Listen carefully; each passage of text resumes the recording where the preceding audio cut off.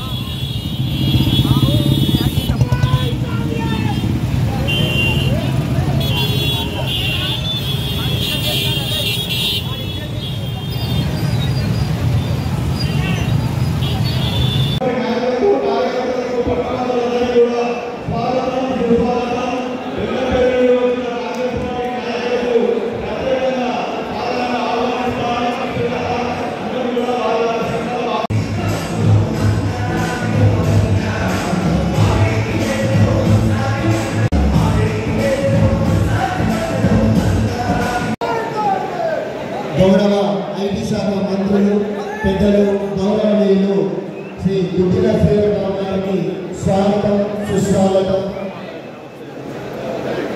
రామగుండం గౌరవ MLA Shri Kishan Singh IT మంత్రి వర్యులు పెద్దలు గౌరవనీయులు శ్రీ దుర్గ శ్రీరావు గారికి స్వాగతం సుస్వాగతం. అదేవిధంగా మల్లాశ్వరి గారికి కూడా स्वागत सुस्वागत. एमएलसी अभ्यर्थी नरेंद्र गारी కూడా स्वागत सुस्वागत.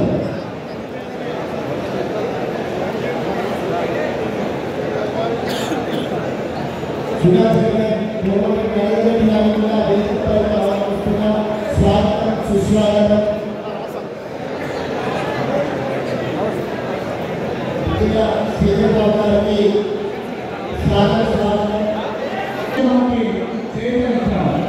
మెదక్ నిజామాబాద్ ఆదిలాబాద్ కరీంనగర్ పట్టభద్రుల అభ్యర్థి పుష్పలి నరేంద్ర రెడ్డి గారిని బలపరుస్తూ పట్టభద్రుల ఆత్మీయ సమ్మేళనం కార్యక్రమాన్ని నిర్వహించిన ముఖ్య అతిథి శ్రీ దుర్గ శ్రీరావు గారిని ఏపీ శాఖ మంత్రులను వినతించారు.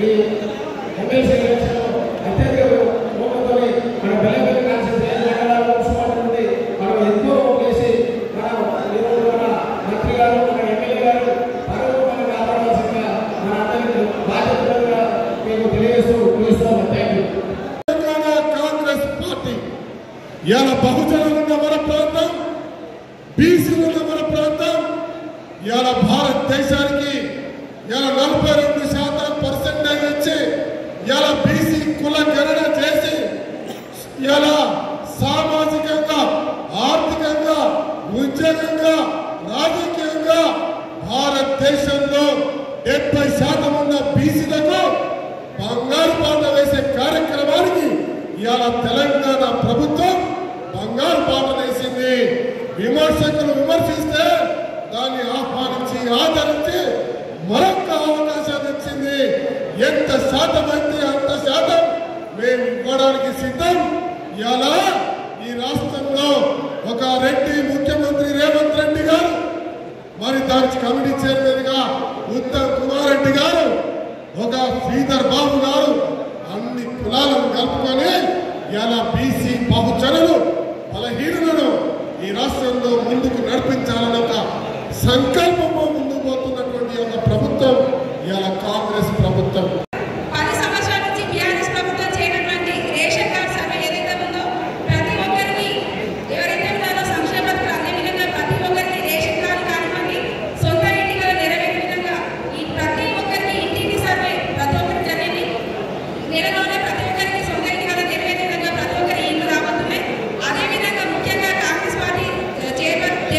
సంక్షేమ పథకాలను ప్రతి ఒక్కరిని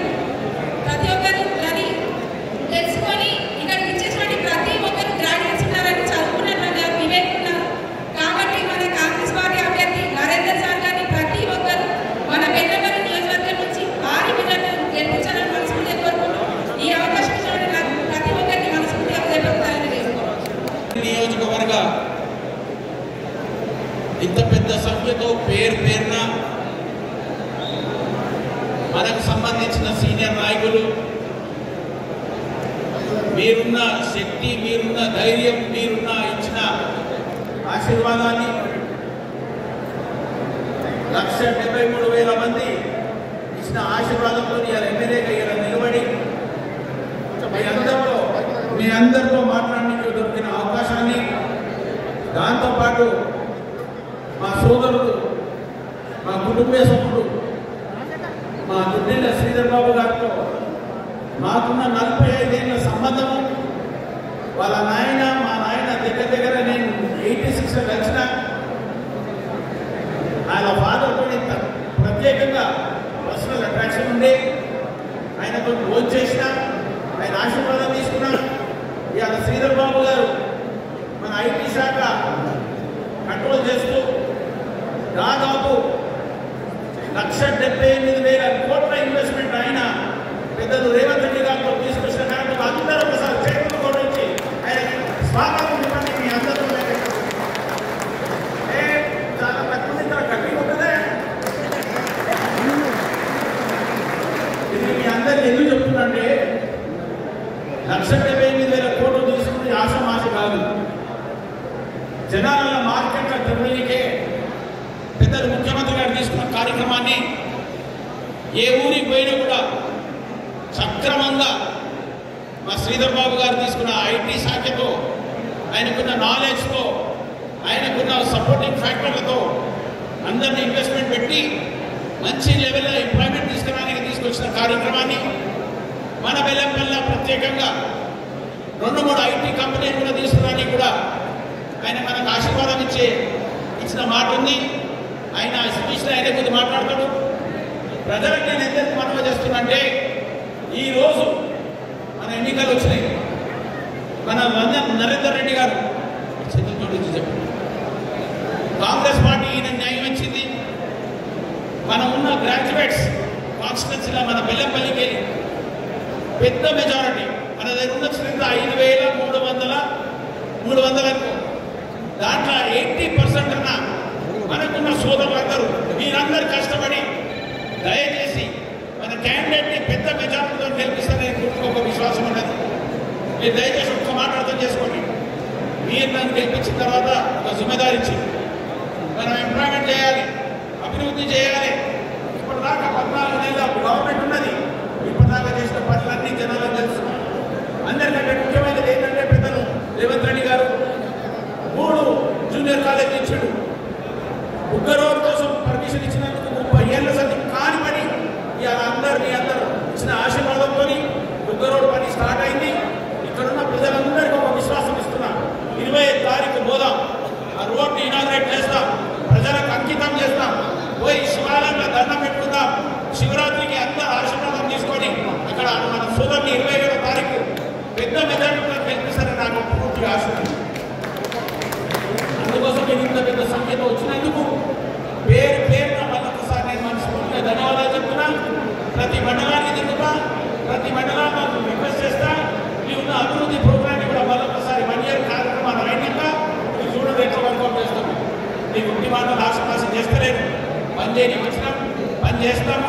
కాంగ్రెస్ పార్టీ ఇచ్చిన 5 గ్యారెంటీల గురించి మా ప్రేమ చెప్పుకుంటూ రాష్ట్రాలు ఉన్న సభాధ్యక్షులు, గౌరవనీయులు, మరి పెద్దలు, స్థానిక శాసనసభ్యులు వినోదన్న గారు, అలాగే ఈరోజు ఈ కార్యక్రమానికి ముఖ్య అతిథిగా వచ్చేసిన మన తెలంగాణ ప్రియతమ ముద్దుబిడ్డ, మరి మంతని శాసనసభ్యులు, ఐటీ శాఖ మంత్రివర్యులు దుద్దిల్ల శ్రీధర్ బాబన్న గారు, అలాగే వేదిక పైన ఉన్న రామగుండం టైగర్ ఠాగూర్ అన్న గారు, అలాగే కరీంనగర్ నుంచి వచ్చేసిన మా సోదరులు సుడా చైర్మన్ నరేందర్ రెడ్డి అన్నగారు, అలాగే పెద్దపల్లి నుంచి వచ్చేసిన మా సోదరులు గ్రంథాలయ చైర్మన్ అన్నయ్య గౌడ్ గారు, రాష్ట్ర గ్రంథాలయ చైర్మన్ రియాజ్ గారు, వేదికపై ఉన్న బెల్లంపల్లి కాంగ్రెస్ అతిరథ మహారథులు, ముందు వరుసలో ఉన్న పట్టభద్రులు, పాత్రికేయ మిత్రులందరికీ కూడా సాయంకాల నమస్సులు. ముందుగా వినోదన్న గారికి హృదయపూర్వక ధన్యవాదాలు తెలియజేస్తున్నాను. ఇంత పెద్ద సంఖ్యలో ఈరోజు ఇక్కడ పట్టభద్రులు గ్యాదర్ అయ్యారంటే చాలా ఆశ్చర్యం వేస్తున్నది. మనకున్న గ్రాడ్యుయేట్ ఓటర్స్ తక్కువైనా అందులో సగం మంది ఈరోజు ఇక్కడే ఉన్నారు అని నాకు కనబడతా ఉన్నది. కాబట్టి ఇంకా మనం ట్రై చేయాల్సింది ఇంకో సగం కొరకే అని చెప్పేసి అనుకోవచ్చు.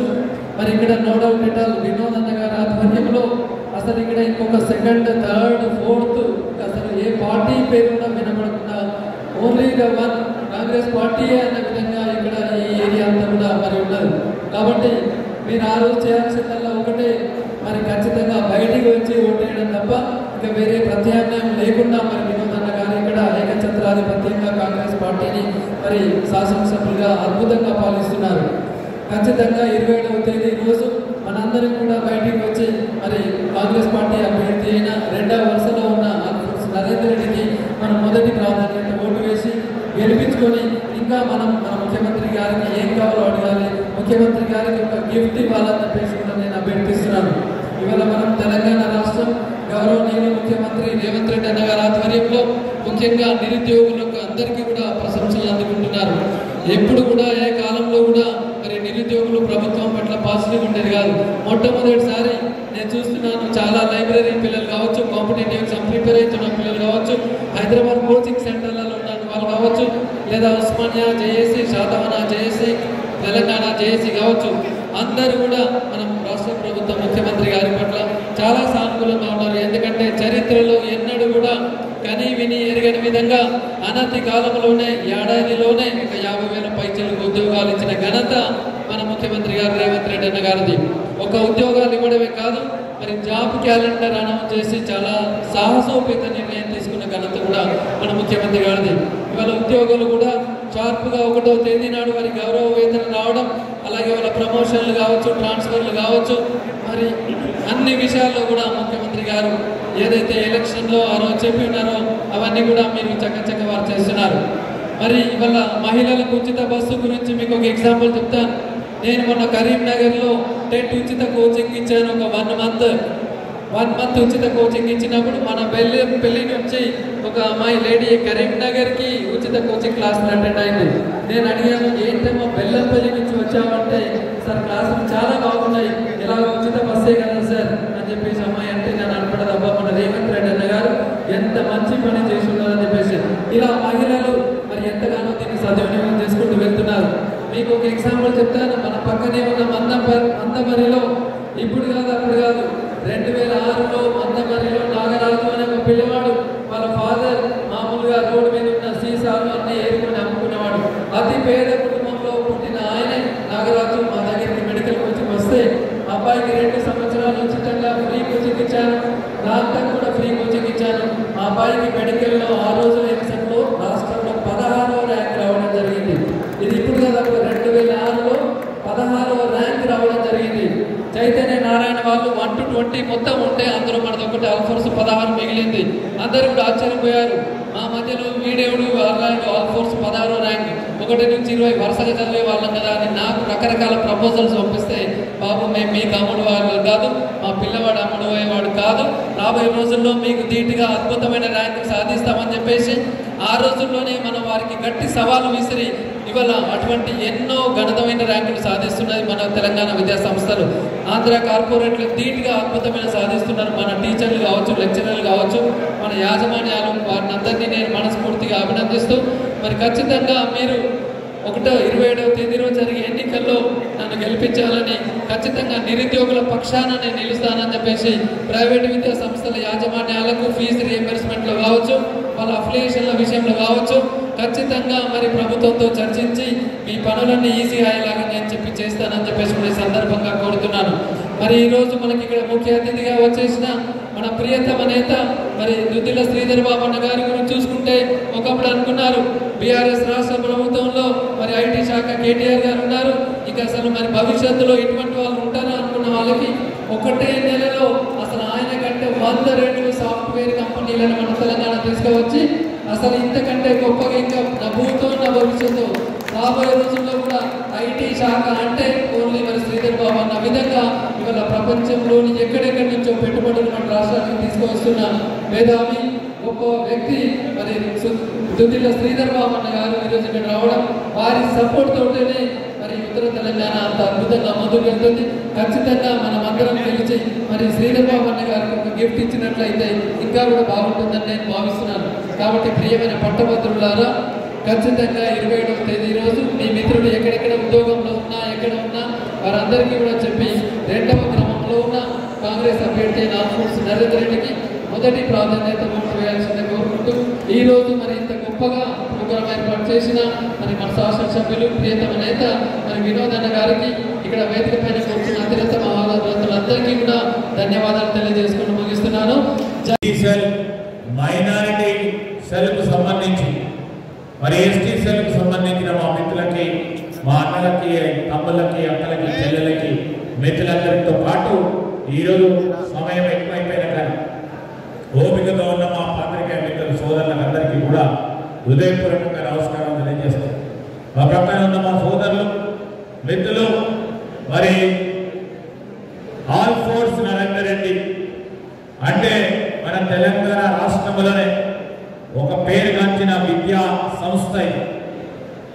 ఈ సంస్థను స్థాపించి మా శాసన మండలికి సంబంధించిన అభ్యర్థి చాలా కష్టపడి ట్యూషన్లను ఏర్పాటు చేసుకొని మరి నైపుణ్యాన్ని పెంచే కార్యక్రమంలో నాణ్యతతో కూడుకున్న విద్యను అందించాలని ఒక తపనతో, తృష్ణతో ఈరోజు ఆంధ్రప్రదేశ్లో ఆనాడు ఉన్న ఒక 2 కళాశాలలు ఉంటుండే, ఒకటి నారాయణ, ఒకటి చైతన్య.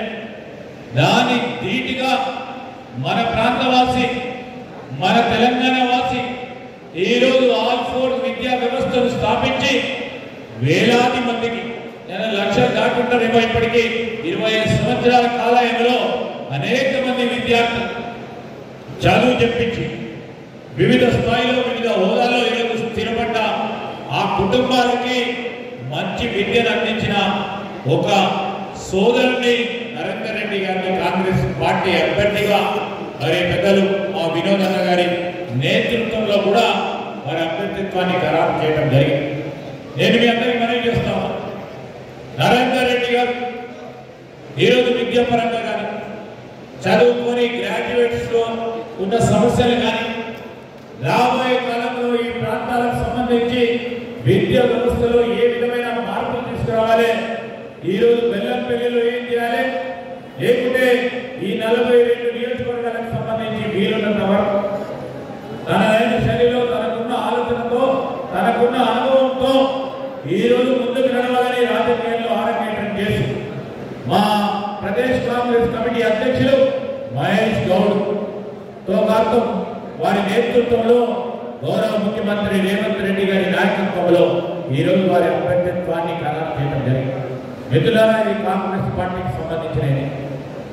ఇక్కడ పెద్దలు వినోద్ గారు ఉన్నారు, చాలా సౌమ్యుడు, మీ అందరికీ కూడా తెలుసు. అందరితో నవ్వుకుంటుంటాడు, నేనైతే అందరితో నవ్వుకుంటుండలేదు.